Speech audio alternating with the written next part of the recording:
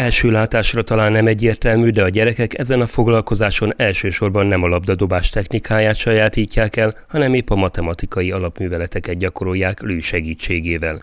A komplex fejlesztést lehetővé tevő szenzoros digitális eszköz és társai bemutatásának az EKE Jászberényi kampusza adott helyet. Külön öröm számunkra, hogy a tankerület szervezésében ma együtt lehetnek a köznevelés és a felsőoktatás szereplői, térségünk pedagógusai, egyetemünk oktatói, hallgatói. Meggyőződésünk, hogy az oktatás jövője az ilyen találkozásokban, az ilyen együtt szervezett beszélgetésekben, gondolkodásokban, tapasztalatok átadásában rejlik. A május 20-án tartott találkozó legfontosabb célja volt, hogy a pedagógusok az oktatás segítő digitális eszközök legújabb generációjának képviselőivel ismerkedhessenek meg. A mai alkalom egy olyan szakmai találkozás, amely túlmutat egy egyszerű eszközbemutatón. Az oktatás világa folyamatos változásban van, új technológiák, új tanulási szokások, új pedagógiai kihívások jelennek meg előttünk nap mint nap. Ezekre a kihívásokra a köznevelésnek reagálni kell. A digitális eszközgyártó Stiefel Magyarország Kft. Képviselőivel együttműködve közösen szervezett bemutató ennek a folyamatnak szerves része. Úgy gondoltuk, hogy egy olyan bemutatót szervezünk, ahol a különféle természettudományos eszközöket, a digitális eszközöket be tudjuk mutatni, illetve a cégnek van mondhatom azt, hogy egy egyedi eszköze.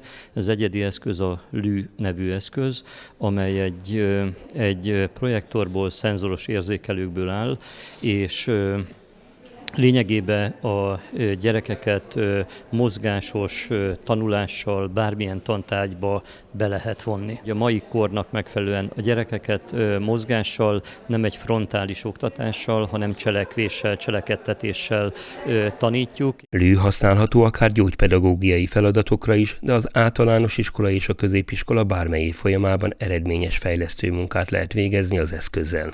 A digitális technika és technológia, a mesterséges intelligencia fejlődése óriási léptékű.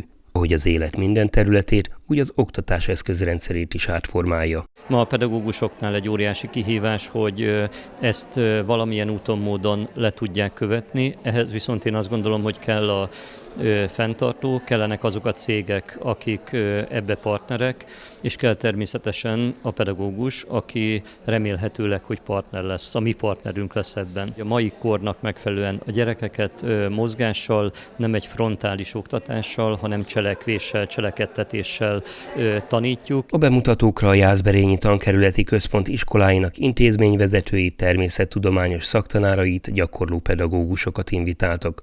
Az eszközök egy részével, például a digitális kijelzőkkel már most is találkozhatnak a jászsági diákok. A Tankerületi Központ célja azonban az, hogy a többi digitális eszközt is minél előbb akár bemutatókon, akár már a tanórákon használhassák a tanulók.